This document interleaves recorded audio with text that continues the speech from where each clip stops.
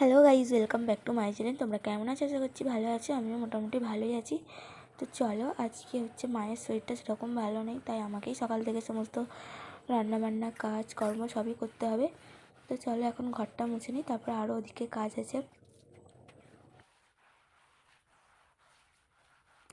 তো বন্ধুরা দেখো, এদিকে কিন্তু আমার ঘর মোছা কমপ্লিট। আর তারপরে এখন যাব ছাদে, কারণ মা যেতে পারবে না, আর ছাদে মা উঠতেও পারবে না, তাই আমাকেই যেতে হবে, কারণ জামাকাপড়গুলো মেলে দিয়ে আসতে হবে।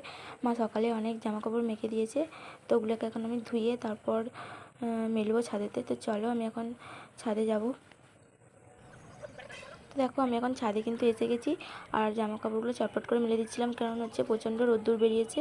তো দেখতে পাচ্ছ চারিদিক কেমন রোদে ঝলমল করছে, আর ছাদটা প্রচণ্ড তেতে গেছিলো, তাই আমি তাড়াতাড়ি করছিলাম, তাড়াতাড়ি মানে নিচে যাওয়া যায়, তো তার জন্য।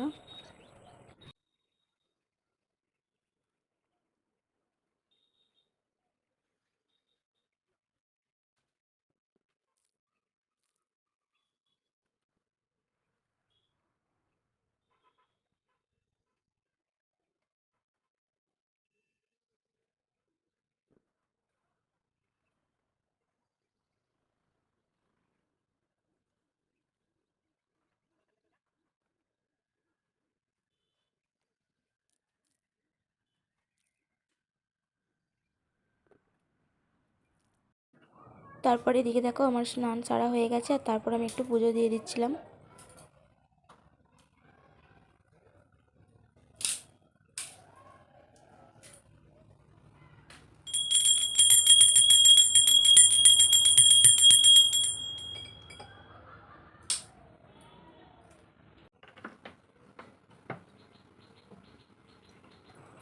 তো দেখো, ওইদিকে আমার পুজো করা কমপ্লিট, আর এখন তারপর চলে আসলাম একটু চা বানাতে। তো চা খাবো, তো তার জন্য মা বললো যে একটু চা কর, তো আমি এখন চা বানাচ্ছি।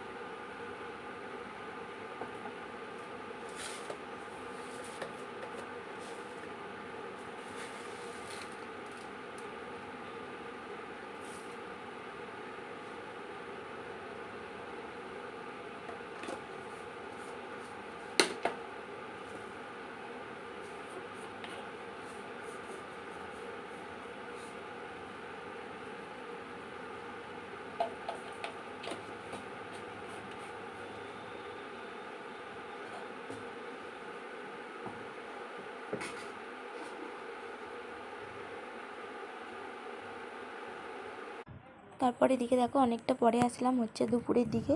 তারপর মা বেল কুড়িয়ে এনেছিল, তো দেখলাম যে বেলটা বেশ পেকে গেছে। তারপর একটু শরবত বানিয়ে নিচ্ছিলাম বেল দিয়ে আর বাতাসা দিয়ে। তো বেশ ভালো লাগলো বাতাসা দিয়ে বেল মানে শরবতটা খেতে। তো যাই হোক, তো বন্ধুরা, আজকের মতো ব্লগটা আমি এখানেই শেষ করছি। তো দেখা হবে আবার নেক্সট কোনো ব্লগে।